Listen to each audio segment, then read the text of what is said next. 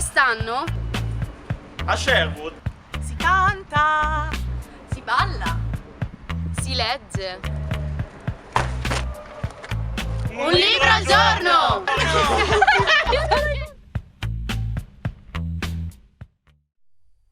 Buonasera e benvenuti al Festival di Sherwood in diretta dal Park Nord dello Stadio Euganeo, seconda giornata di festival, un po' infausta perché il tempo non ci sta di certo aiutando, ma proprio perché fra un po' verrà a piovere, il consiglio migliore che possiamo darvi è quello di leggere un libro. Buonasera Claudia. Buonasera a tutti, sono molto felice di essere qui in compagnia di Francesco Maino e Romolo Bugaro che ci presentano insieme, poi chiederemo anche come mai la compresenza, qual è il filo conduttore che li lega. Sponsor, no? Penso.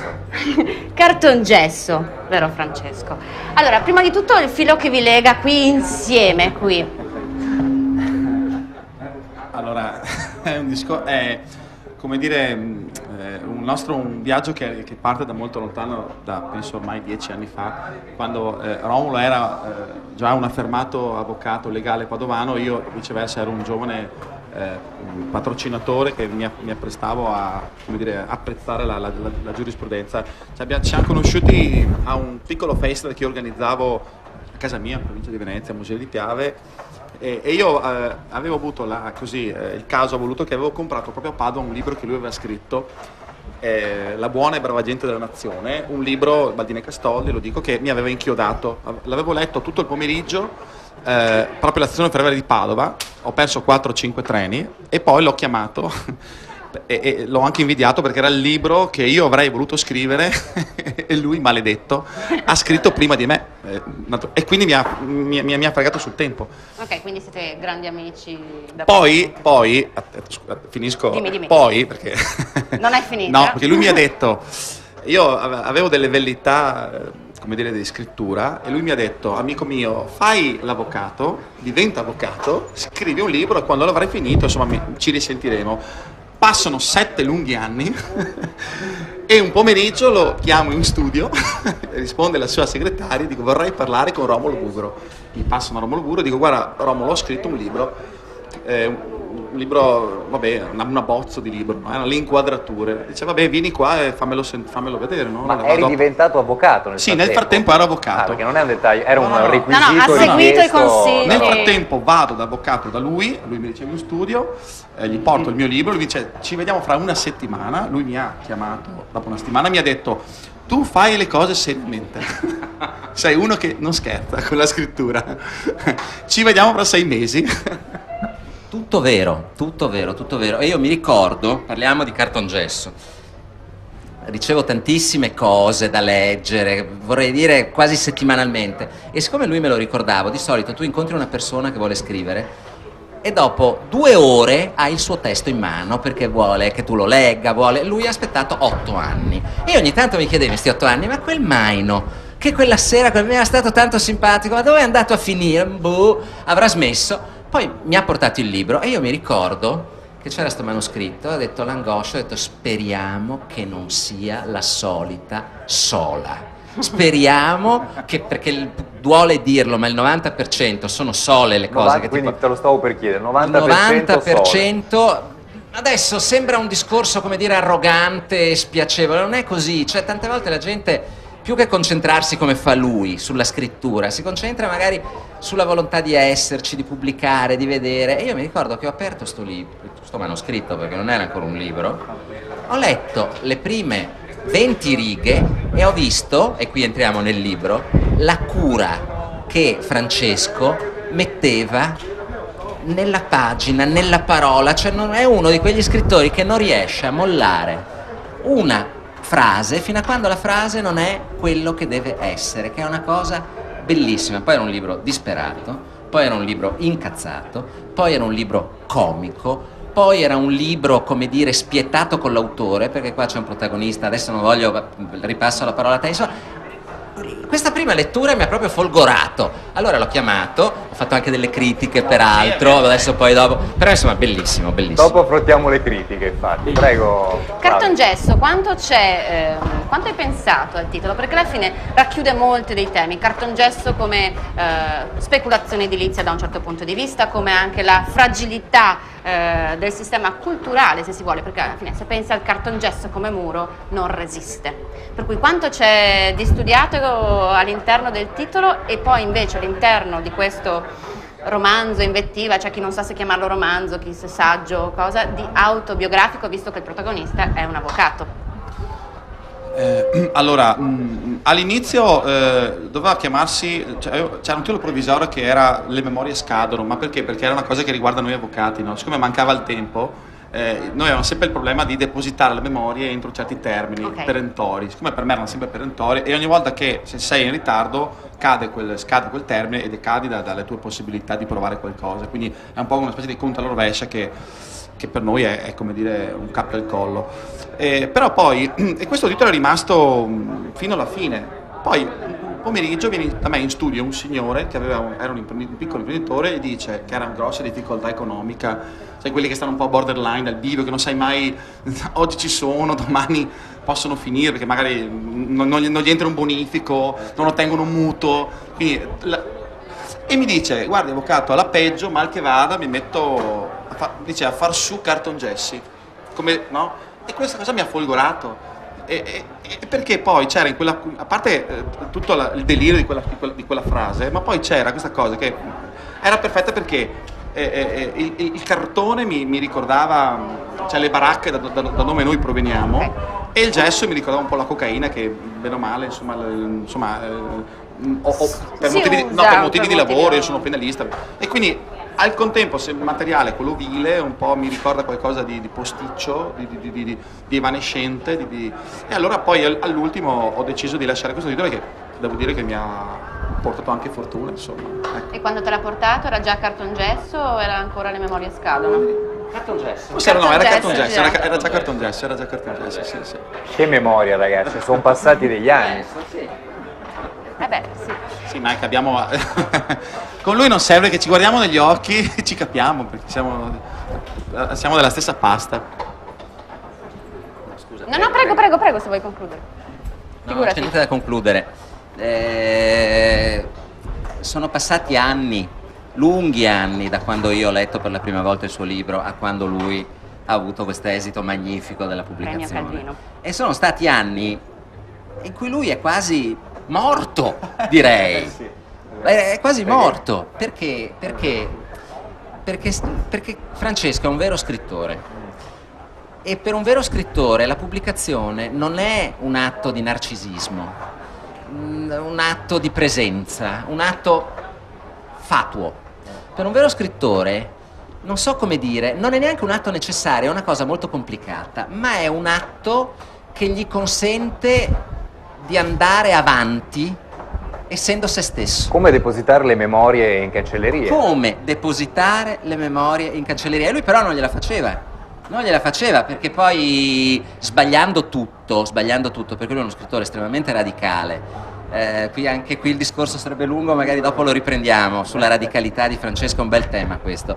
Ma insomma questo libro ha faticato moltissimo a essere accolto, perché diverse persone lo trovavano troppo difficile, troppo duro, senza la trama, senza, come dire, il lettore che viene catturato. E allora lui era solo, era molto solo, e questi anni della nostra amicizia sono stati gli anni della sua solitudine.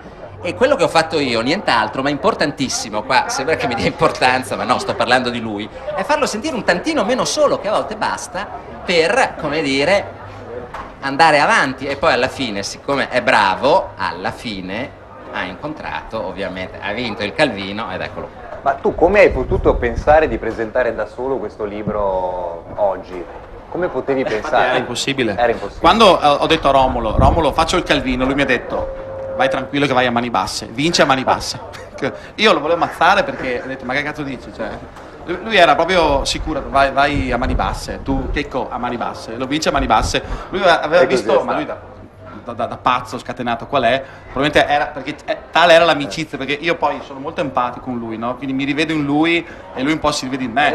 Per arrivare a questo libro abbiamo fatto serate interminabili di psicoterapia padovana in cui io andavo da lui, Queste pizze, mangiavo le da pizze, soli. andavamo nella pizzeria degli scrittori, lui mi portava per dire vedi che sei uno scrittore anche tu, e allora io dice ma C'è la pizzeria degli scrittori. sì, ma lui dice ti porto Era inventata da lui. Sì, allora cioè. ti presento il mio amico scrittore. C'è! Nota con Giulio Mo. Sì, dice, ma non dire queste cose. Andiamo, che no, ti ma tu- porto al supermercato Sì, degli scrittori, sì, così sì, era lui- convincimento e vero. così lui cercava di costruire la mia piccola consapevolezza di scrittore. scrittura. Poi, poi mi telefonava ogni tanto, dice guarda che non preoccuparti, nervi saldi qui, adesso ti chiamano, è a posto, vai tranquillo, vai con l'Inaudi, nervi saldi. E io poi dicevo- oggi ti ha portato a un festival di scrittori, No, sì, certo. per chiudere il cerchio. Sì, quindi no, poi abbiamo, al di là di questo abbiamo una, come dire, una naturale e biologica predisposizione a volerci bene, a capirci, cioè, nel senso che ci incazziamo per le stesse cose, ci piacciono le stesse cose. Torniamo a parlare del libro Sì, e dopo approfondiamo anche la radicalità soprattutto. Un'invettiva fortissima su quello che è, insomma, la società e la cultura che circonda i nostri territori, perché tu parli del Basso Piave, però non è così diverso poi da quello che succede a Padova, a Treviso, a Verona, no? Perché poi comunque le cose si assomigliano. Non c'è nessun tipo di catarsi, c'è una profonda analisi, se si vuole anche psicologica, culturale e linguistica, ma nessun tipo di catarsi. Nel senso, c'è un futuro o resta questo immaginario così molto negativo, che comunque è quello che vediamo anche noi tutti i giorni, senza valori, senza cultura, una sorta di zombie che cammina, che lavora, che produce, che fattura, ma che dentro non conserva nulla. Io te l'avevo detto che faceva domande. Sono una domanda. Se vuoi pensarci un po' prima di rispondere, Allora, mandiamo. vabbè, cerco di rispondere per ordine. Allora, vabbè, intanto volevo evitare di essere consolatorio. Ok. Questo proprio me l'ero messo come, così, come verità dogmatica, non dovevo essere consolatorio. Cercavo di, naturalmente, immedesimandomi nel protagonista, insomma, nell'alter ego Michele Tessari, cercavo in qualche modo di evitare qualunque tipo di salvezza narrativa per lui. Naturalmente dovevo anche cercare di dipingere l'apocalisse che naturalmente nella mente bipolare disturbata del protagonista è questo lembo di Veneto orientale, perché poi questa è una storia anche molto intima, molto personale, direi anche molto dolorosa, che ha una precisa, come dire, collocazione geografica, cioè il Basso Piave, Basso Piave. e che insomma capitano le cose forse non diverse rispetto alle cose che capitano, quantomeno in certi ambienti, c'è un certo humus veneto, nell'Alta Padovana, nella Bassa Padovana, nel Rodigino, nel Vicentino, insomma, al di là poi delle analisi sociologiche, insomma, come dire, stare tutti come diceva Pasolini, gladiatori disperati dentro questa arena in cui c'è questa regola di educazione culturale che è obbligatoria, omologa, che ci trasforma tutti in soggiogati, in soggiogatori, in cui vale l'avere tutto a tutti i costi, per cui la violenza che tu puoi fare con una spranga o con come dire, il controllo di un CDA, di un SPA è una virtù, per cui diciamo così, sono assassino, sono buono, capisci? E quindi ho cercato naturalmente di dipingere più o meno l'evidenza che stava sotto i miei occhi. Per fare questo ho dovuto cercare la mia lingua, che è naturalmente la lingua mia, cioè l'italiano, la lingua di mia nonna, cioè la lingua veneta, che ho cercato un po' di rivitalizzare, e poi soprattutto quella lingua disumana, inumana, che è la lingua legale, la lingua del potere, la lingua dell'avvocatura, la lingua delle sentenze dei giudici, la lingua delle memorie, cioè la lingua di che per certi versi ha perso anche un po' il contatto con certa realtà. Ne è nata questa lingua grezza che in qualche modo ha rotto un po' l'opacità del Veneto, forse l'ha resa un po' più viva, un po' più penetrante, più mercuriale, più accanita, come dicevano Fellini, una lingua più accanita, no? E al contempo una lingua, come dire, anche liquida, come dire, sfuggente, è come il Petel, no? Quella lingua di chi non ha lingua ma vorrebbe averla, cioè, i bambini che tentano di parlare ma non ce la fanno, e quindi c'è questa fase un po' di sospensione che la rende liquida e quindi la rende anche un po' universale. La scelta di tradurre o meno alcune parole Ma quello... anche curiosa, perché io, tipo berebettola, che da me non esiste come termine di lucertola, ma quello tradotto, e altre invece sono rimaste allora, naturalmente con Inaudi abbiamo dovuto fare questa scelta, nel senso che alcune parole andavano dal dialetto del Basso Piave, andavano per forza tradotte perché non si poteva fare diversamente. Altre viceversa, per altre abbiamo scelto di tenerle così, perché si potevano facilmente intuire e perché probabilmente il periodo poteva anche risultare meno, meno per dare pesante, più fluidità al testo. Però tante cose, ecco, voglio dire, rispetto a questa lingua usata, non ho fatto gran fatica, cioè ho fatto gran fatica a leggere naturalmente i vari Biagio Marin, i vari Federico Tavanni, i vari Zanzotto, però poi mi sono reso conto che è la lingua che ho sempre ascoltato, è la lingua di mia nonna, la lingua che ascolto nei bar, la lingua dei pescatori che frequento, dei miei clienti, insomma, che con me parlano l'unico modo che hanno per potersi esprimere, cioè quello. Sì. Prima hai detto che non volevi essere consolatorio, che non volevi che ci fosse questo... Leggendo il libro, questa mancanza di cultura, secondo te quanto può aver influenzato la religione cattolica, che qui è stata fortissima, DC, per tanti anni, in questo senso, invece che è consolatoria, sul lavora, non ti preoccupare, non porti troppi quesiti? Secondo te c'è un legame o non lo vedi questo legame poi all'interno della tua analisi? Ma io in realtà cioè sinceramente questa cosa non la senti proprio? No, non ci ho pensato, cioè,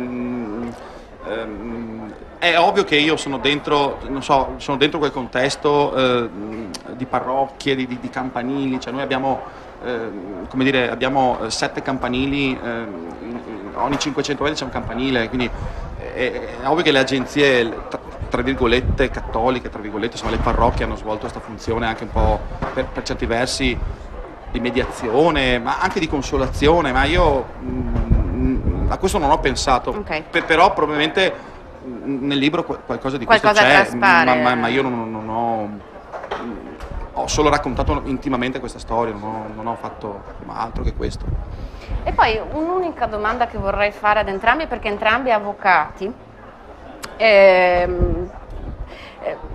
Cosa ne pensate invece di altri avvocati, come per esempio Alessio Morosin, che è il fondatore dell'Indipendenza Veneto, che quindi in qualche modo va a scontrarsi con Cartongesso, perché invece in qualche modo difende questo tipo di società? Se non è una domanda troppo scomoda, però visto che siete tra avvocati, io sono l'unica non avvocato forense che fa sì, chiede il collega. Non si può parlare male. A meno che non sia Ghedini e Longo, di solito. Puoi dire le peggio cose di Ghedini. L'uomo non lo conosco minimamente. Che cosa si può dire di queste cose? Cioè, che dire? Non lo so, si rimane senza parole, si rimane storditi, sbalorditi e... Cioè, no comment proprio, ma no comment perché, cioè, che cosa gli dice a questa gente qua?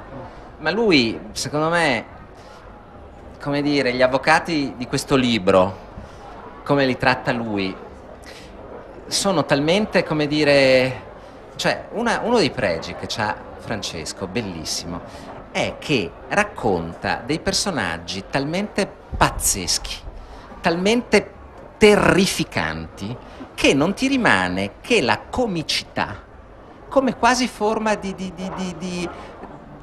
il suo sguardo, come dire, che sorride ogni tanto, perché poi entra, lui ti racconta di gente, certi avvocati che danno la sola ai loro clienti, li prendono in giro, non riesce nemmeno, secondo me, alla fine c'è una curvatura di sorriso che è l'ultima cosa che resta, perché sono dei personaggi talmente scuri che non puoi neanche accoglierla tutta quella, puoi solo sorriderne di questa gente, cioè il tuo essere vicino e al tempo stesso lontano, da una parte produce, come dire, più che l'invettiva, non so se l'invettiva, ma insomma la rabbia, l'incazzatura, e dall'altra parte produce questo sorriso, che vanno a braccetto, no? Un po'. Ma non so dove l'ho letto, forse ne parlava Kovacs di questa cosa, che a forza di essere sovraesposto con il furore, la rabbia, ti umanizzi e dunque ti viene da ridere perché non sai più, non sai più che pesce pigliare davanti, cioè davanti a cose che ho visto, che assisto, insomma, che ho descritto, insomma, davanti all'evidenza.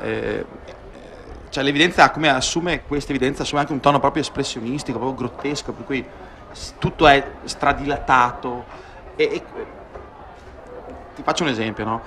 Allora, se io ho il problema della crisi dell'edilizia, no? Allora l'agente immobiliare mi dice, avvocato, che ha fatto il corso di life coaching, no? Perché sei tu, cioè tu che puoi con la tua volontà girare la crisi, girare le cose, no? Dice, allora la tua agenzia immobiliare si chiama Iside Immobiliare. Ok. Allora ti dice, guarda che ho capito il problema, devo chiamarla Osiride Immobiliare.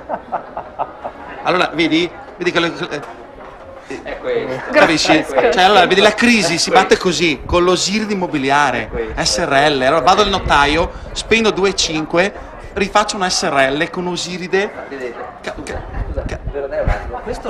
Questa cosa che ha appena detto, che tutto il libro è attraversato da questa cosa, questa ce l'ha solo lui. Cioè, questo tipo di una scrittura che aggredisce questi materiali qua e li restituisce come l'ha appena raccontata è proprio una caratteristica che non si trova nella narrativa italiana, ce l'ha lui. E infatti, come dire, perché poi di questo libro si è parlato tanto e uno dice ma magari adesso non voglio fare quello colto, insomma, tanto per parlare veramente, vabbè, insomma, che dice ma sta dentro Bernard, sta vicino a Vitaliano Trevisan, sta dentro un circuito di scrittura, insomma, 5 grani, autori che hanno una certa pasta linguistica, hanno un certo movimento, come dire, proprio della lingua, ma secondo me non è così, perché tutto è spostato da questo incontro strettissimo che lui ha con Iside o Osiride Immobiliare, è spostato dall'incontro con il legale che appunto è spostato con questo mischiarsi dentro a questo mondo che nessuno affronta e cambia anche linguisticamente il testo, perché poi gli dà una connotazione dilatata, grottesca, diversa da quella di Trevisan, diversa da quella di Thomas Bernhard, diversa da tutto, ed è la sua forza, secondo me.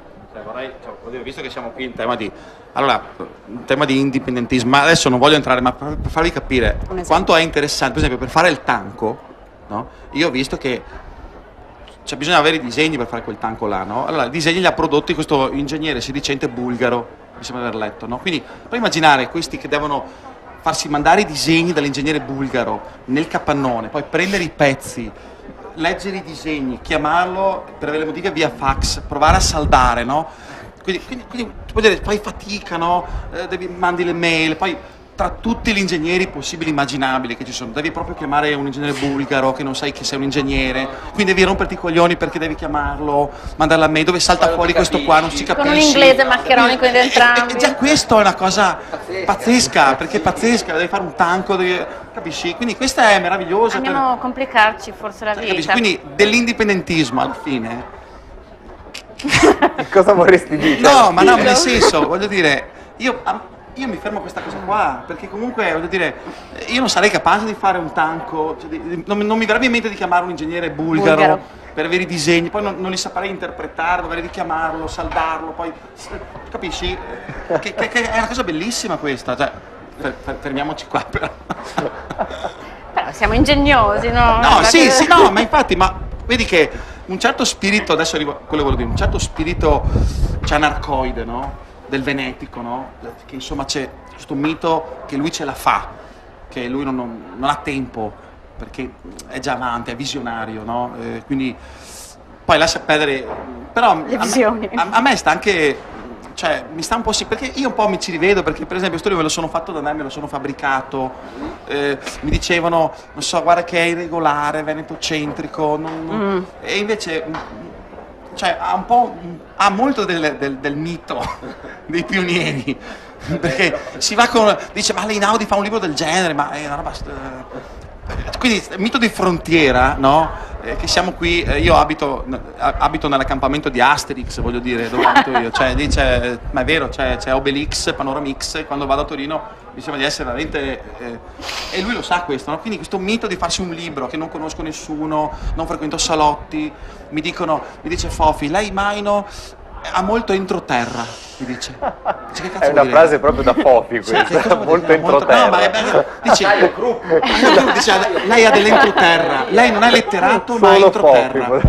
Quindi io mi sento vicino al costruttore del tanco, capisci? Che anche lui deve porsi il problema di saldare, capisci? Di farsi le cose da sé, che non capisce. Perché poi ovviamente vengono fuori cose molto. Però io sono così, insomma, cioè un po' mi ci rivedo in questa cosa un po' narcoide. Ecco, Un po' da pioniere. Sì, anche nella scrittura un po' così, un po'. Un po' anche da Repubblica di Venezia, una Sì, marinara sì, un po' che mi si ci rivedo un sfida. pochettino, sì. E visto che siete qui entrambi insomma vi dilettate molto bene in quest'arte, avete già in serbo progetti nuovi? No, se la Beh, è risposta- dovuta, cioè, tutti e due qui. Sì, sempre. Ma anche insieme, di scrivere insieme? Poi magari prima o poi, perché no, scusa? Cioè, voglio dire, questo è un uomo che, voglio dire, se c'è una professione, vabbè, no, magari uno dice ci sono i telefilm, l'avvocatura, in realtà fare l'avvocato è una rottura di maroni pazzesca. Confermi, perché Carlo? sei Io avvocato? sono praticante e posso dire che già non è una bella vita, quindi... Ecco, vedi? Ma dopo parliamo, mi dici dov'è il tuo studio, perché ho un libro anche io, che sto scrivendo Ecco, io dopo- un però ti devi- western... però ci dobbiamo conoscere stasera e ti devi far sentire Tra tra 8 8 anni. Tempo di Perché fare se le- no, non 8 vale. anni e l'esame di Stato penso di passarlo, quindi ci può stare. Lo stavo dicendo, lui fa una professione, ammettiamolo, al di là dei telefilm che sono cazzate, noiosa, perché voglio dire, hai a che fare con cose sfigate,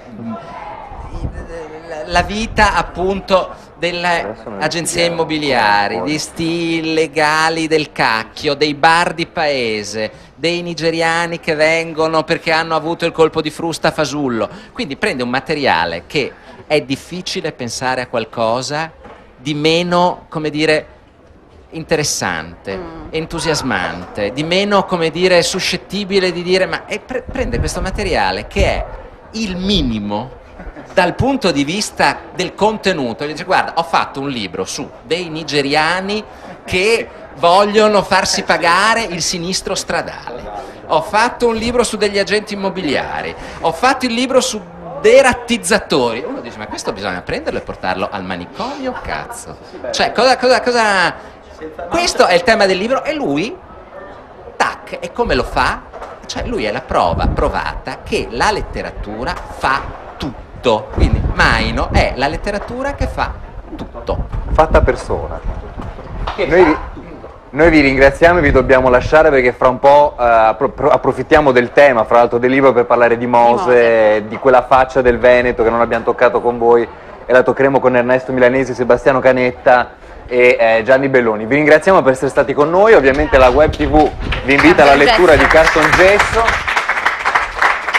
Grazie ragazzi. Siete stati gentilissimi, grazie ancora per essere stati con noi, ci vediamo fra 8 anni, mi raccomando.